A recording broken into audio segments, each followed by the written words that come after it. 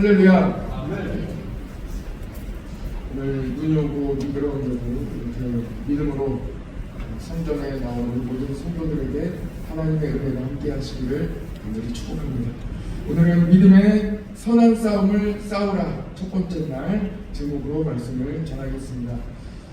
고린도 전서와 후서는 믿음의 선한 싸움을 싸우라 하는 이 한 가지의 주제, 우리가 이 세상을 살아가며 영적인 싸움을 싸워야 하는 이 현실적인 상태를 두고 어떻게 우리가 믿음으로 나가야 할지에 대하여 함께 말씀을 나눌 것입니다. 오늘부터 열흘 동안 디모데 전서와 후서까지 같이 말씀을 나눌 텐데 그 가운데 하나님의 은혜가 믿음의 선한 싸움을 싸우시는 이 모든 성도들에게 능력 주시고 힘 주실 줄 믿습니다.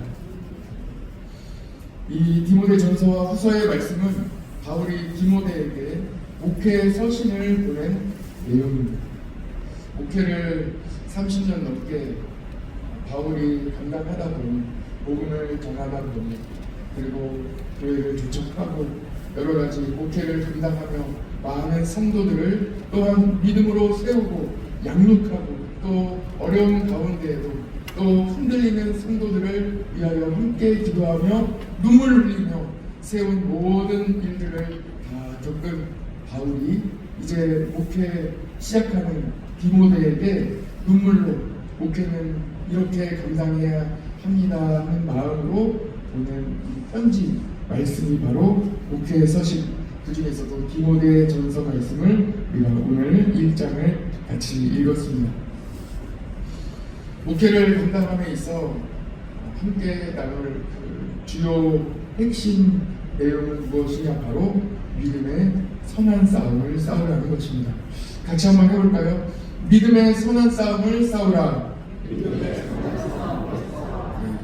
믿음의 선한 싸움을 싸우라 하는 말씀을 계속 디모데전서 1장부터 믿음의 선한 싸움을 싸우라, 또 디모데전서 6장에도 믿음의 선한 싸움을 싸우라, 또 디모데 후서에도 믿음의 선한 싸움을 싸우라, 계속해서 이렇게 말씀을 전하고 있습니다.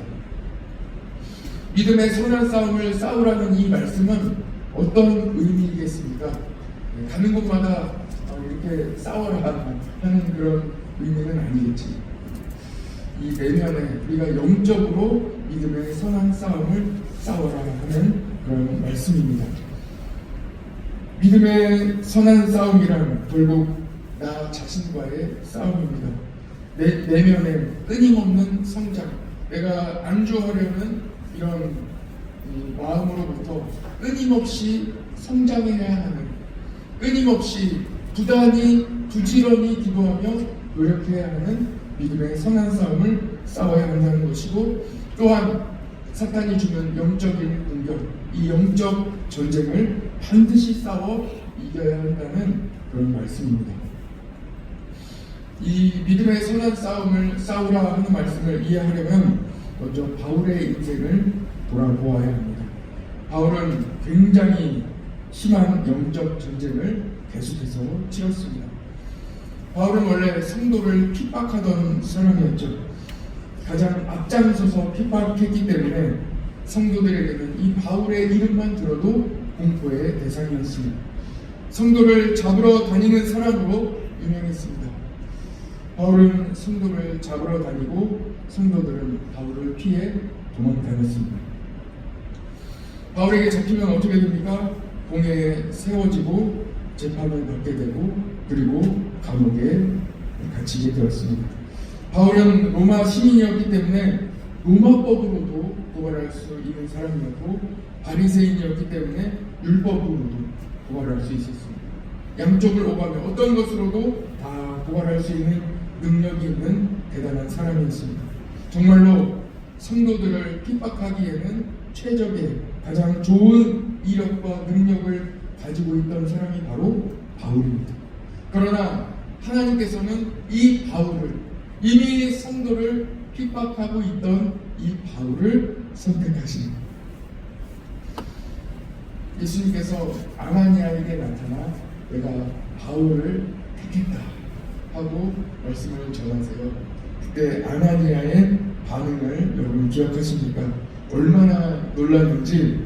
주님, 그러실 수 있습니까?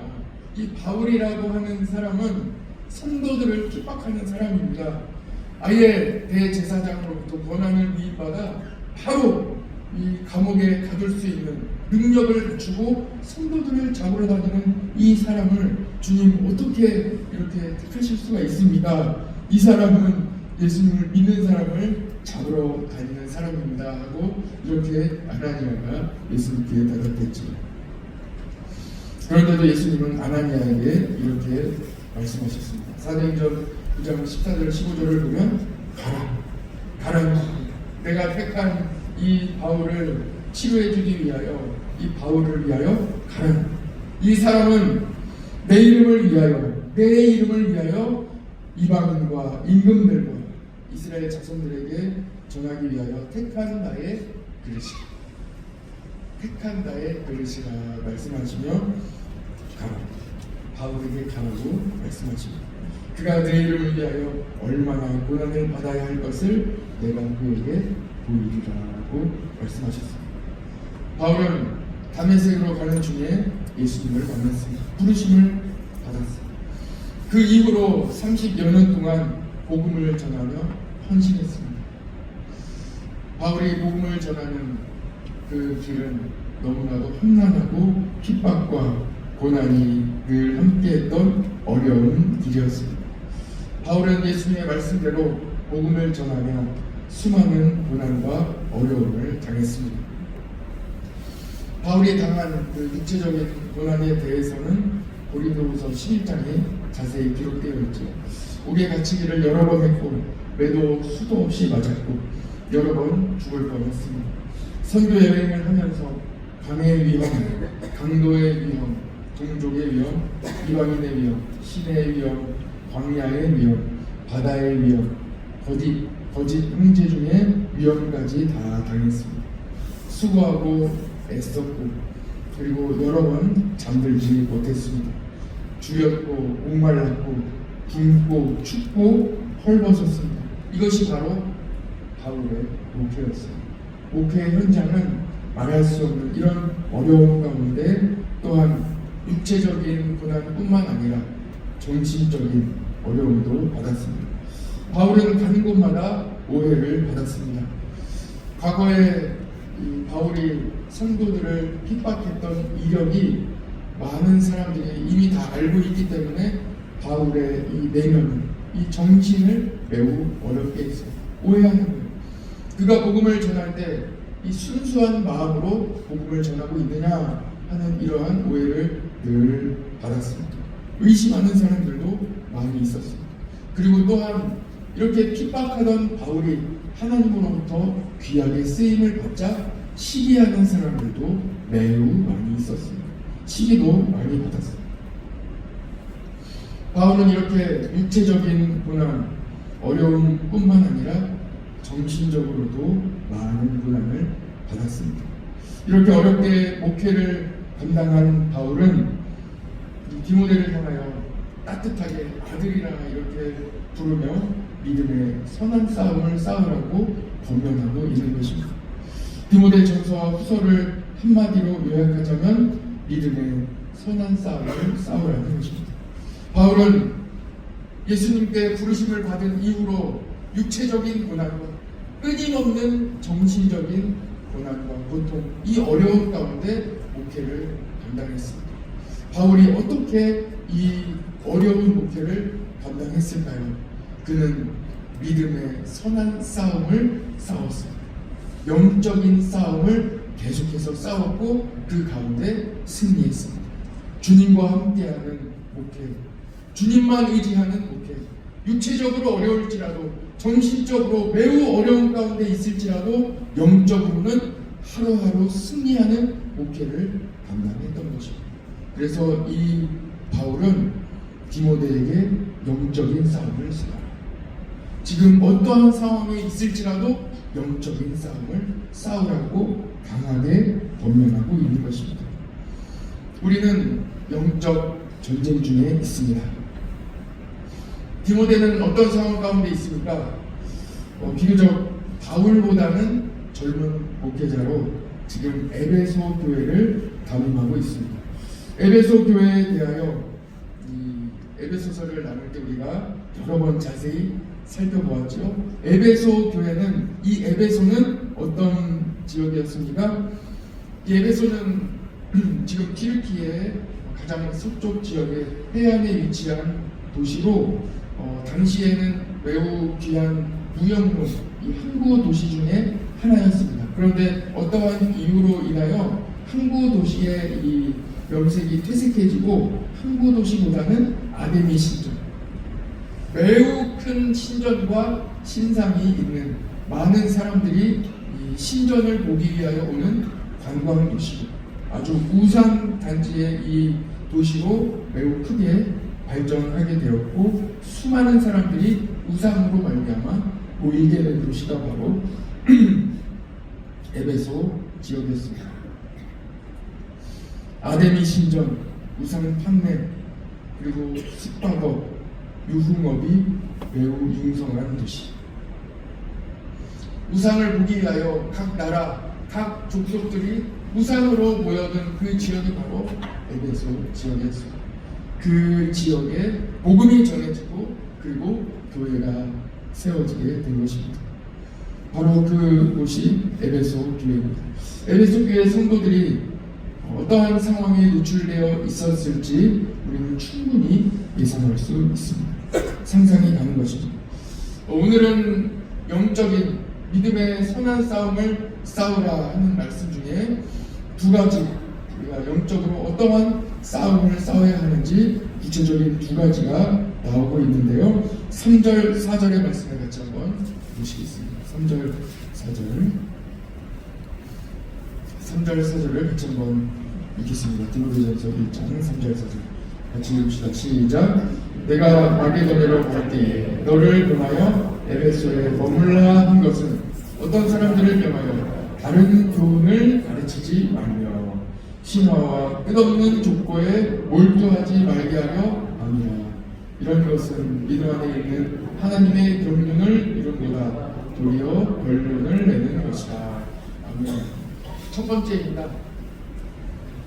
같이 한번 해볼까요? 오직 복음을 가르치라. 한 번만 더 해봅시다. 오직 복음을 가르치라. 오직 복음을 가르치라. 끊임없이 이 바울도 끊임없는 이 영적인 싸움 가운데 있었던 그 첫 번째 주제가 무엇이냐? 오직 복음. 오직 복음. 끊임없이 복음 이외에 전할 수밖에 없는 상황이 주어져요. 그런데 그때 영적인 싸움을 합니다. 다시 복음으로 돌아가야 합니다. 다시 복음을 전해야 합니다. 다시 예수 그리스도, 오직 예수님만 전해야 합니다. 바울은 대단한 사람이었어요. 배움으로도 대단히 많이 배운 사람이었고, 아는 것도 많은 사람이고, 경험도 많은 사람이에요. 수많은 교훈과 가르침을 다 가르칠 수 있고, 수많은 지역을 다니며 그 역사와 전통과 수많은 사람들에게 다 가르칠 수 있습니다. 철학으로 말할 것 같으면, 수사학으로 말할 것 같으면, 수많은 지식과 지혜를 가지고 또 인맥으로 말할 것 같으면 수많은 사람을 동원하여 다 가르칠 수 있는 능력이 있는 사람 중에 한 사람이었습니다. 그러나 바울은 의도적으로 복음만 전했어요. 복음만 전했어요. 바울 서신에 보면 곳곳에서 오직 복음으로 여러 가지 아름다운 말로 너희들에게 전할 수 있지만 나는 다시 복음으로 돌아가 복음만 전하겠다는 이런 말씀을 계속해서 전하고 있는 것입니다. 오직 복음을 가르치다. 젊은 목회자가 강단에 섰을 때 수많은 이 영적인 이 싸움을 싸우게 되는 것입니다. 그러나 그때에도 역시 오직 복음으로 다시 돌아가요. 이것이 바로 영적인 싸움입니다. 복음을 전하다 보면 교인들이 이미 복음을 받아들인 성도들에게 있어서는 이 복음이 식상할 수 있어요. 그러다 보면 예수님 한 분이면 충분한데 또한 성도들의 지적인 수준까지 높습니다. 이 복음을 받아들이는 이 분들은 대단한 분들의 지적인 수준이 높아서 만족하지 못할 수도 있습니다. 왜냐하면 계속 복음을 전하니까요. 교훈적인 내용을 듣기를 원하고 또는 각종 이론이나 신화와 같은 재미있는 이야기도 듣고 싶어합니다. 또는 역사적인 지식들 또는 이러한 여러 가지 지적인 내용들을 통하여 만족을 느끼고 싶어합니다. 당시에 그랬답니다. 에베소 교회와 바울이 복음을 전할 때 그 당시 이 교회가 세워졌던 모든 지역은 대단한 지역들이고 지금 우리가 인문학에서 다 볼 수 있는 여러분들 유명한 철학자들이 다 있었던 곳이 그들의 후손들, 그들의 제자들이 있었던 곳이 다 이 교회가 세워졌던 곳이다. 사람들이 모이고 아고라 광장이라든 다 우리가 알 수 있는 그곳이 바로 철학과 수사학과 인문학과 수많은 이런 지식들이 다 모여있던 곳이 이 교회가 있던 곳들입니다. 바울은 그곳에서 복음을 전할 때 성령님의 은혜로 역사가 일어나게 된 것입니다. 11절 말씀을 보시죠.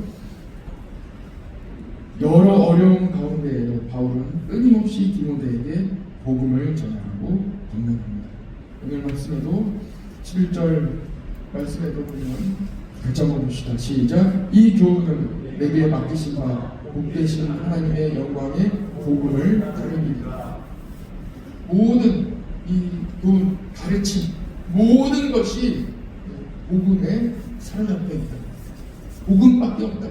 복음의 능력 이외에는 사람을 변화시킬 수 있는 능력 자체가 없다. 가르침으로 우리가 사람이 변화받을 것 같으면 다른 교훈으로 사람이 변화되고 이 세상이 변화될 것 같으면 복음이 필요 없죠. 그러나 오직 복음이 능력이라는 것입니다. 오직 복음이라는 것입니다. 우리는 첫 번째 이 영적인 싸움, 오직 복음을 가르치는 이 내용을 함께 나눴습니다. 두 번째, 오늘 나눌 두 번째는 겸손하라 하는 것입니다. 겸손하라. 바울은 자신의 인생을 돌아보며 하나님의 은혜뿐이었음을 회상하고 있습니다. 바울은 자신을 비방자 이렇게 이야기하는 거예요. 나는 내가 비방자였고 내가 박해자였고 내가 흑행자였다. 그러나 하나님께서 나를 택하시고 하나님께 긍휼을 입었다. 이렇게 고백합니다. 그리고 심지어 자신이 죄인 중에 괴수라고까지 이렇게 표현을 합니다. 어떻게 이런 말을 할 수 있겠습니까? 그것도 까마득한 이 아들뻘 되는 이 후배, 목회자 후배에게 어떻게 이러한 말을 할 수 있겠습니까? 몸소 보여주는 겸손하라고 이야기하고 있습니다. 그리고 따뜻하게 권면하고 있습니다. 18절 말씀 읽겠습니다. 18절. 겸손하고 따뜻하게 권면하고 있습니다. 18절의 말씀 같이 봅시다. 시작. 아들 디모데야, 내가 내게 이 도움으로써 명하니 전에 너를 지도한 영을 따라 그것으로 선한 싸움을 싸우라. 여기까지. 따뜻하지 않습니까? 아들 디모데, 진짜 아들은 아니에요. 아들같이, 아들 디모데 이렇게 부르면서 따뜻하게 공문하며 영적인 싸움을, 믿음의 선한 싸움을 싸우라 이렇게 권면하고 있는 것입니다. 여러분, 오늘 1장에서는 믿음의 선한 싸움을 싸울 이 내용에 대하여 함께 나눴습니다. 여러분, 다시 복음으로 돌아갑시다. 오직 복음의 능력을 의지합시다. 우리의 삶에 어떤 능력이 여러분들을 변화시키기를 원하십니까? 어떤 능력이 여러분과 함께하기를 원하십니까? 복음입니다. 예수 그리스도. 오늘도 예수 그리스도로 한 분으로 만족하시기를 축복합니다. 또한 겸손하십시오. 겸손하게. 왜 우리가 겸손해야 합니까? 예수님이 겸손하시기 때문입니다. 겸손해야. 성탄절도 앞두고 대림절을 지나며 우리는 예수님의 이 복음의 어떤 능력을 감당하고 받기를 원하십니까? 예수 그리스도 겸손한 능력이 여러분과 함께 하시기를 축복합니다. 오직 복음을 전하려면 목회자가 먼저 복음에 사로잡혀야 합니다. 저를 위해서도 많이 기도해 주시기 바랍니다. 겸손하려면 끊임없는 영적인 싸움을 싸워야 합니다. 끊임없이 이 내면에서 올라오는 내 자아를, 자기 자신을 다 버리고 예수를 따르라고 말씀하셨는데 끊임없이 올라오는 내 생각, 내 계획, 내 자아를 계속 불러야 하는 이 영적인 싸움을 싸워야 합니다. 오늘도 이 영적인 싸움 넉넉히 승리할 줄 믿습니다. 오늘은 내일 예고를 잠시 드리겠습니다. 내일은 영적인 싸움의 구체적인 방법에 대하여 또한 나누게 될 것입니다. 디모데전서 2장에는 그 방법이 바로 기도라고 말씀하고 있습니다. 내일은 기도에 대하여 말씀을 나눌 때 우리 가족들 다 깨워서 나오시고 또 자녀들과 함께 기도하는 시간도 갖도록 하겠습니다. 같이 기도하겠습니다. 사랑의 아버지 하나님 감사합니다. 오늘 바울이 디모데에게 목회의 모든 내용을 알려주며 권면하며 따뜻하게 아들이라 부르며 그 모든 목회의 내용을 알려주며 따뜻한 음성을 함께 나누게 하시니 감사합니다. 오늘 우리 모든 성도들과 함께 믿음의 선한 싸움으로 나아가는 오늘 복된 날 되게 하여 주옵소서. 오늘도 삶의 현장에서 곳곳에서 오직 복음의 능력을 의지하는 복된 날 되게 하여 주시고 또한 겸손의 왕으로 오신 예수님을 닮아가는 우리 모든 성도들 되게 하여 주옵소서. 주님만을 의지합니다. 수많은 또한 많은 구원과 이 세상의 즐거움과 많은 것들 있지만 오늘은 다시 복음으로 돌아오는 복된 하루 되게 하여 주시고 예수 그리스도 한 분으로 만족할 수 있도록 은혜 내려 주시옵소서. 오늘도 오직 주님만 의지하며 예수님의 이름으로 기도드립니다. 아멘.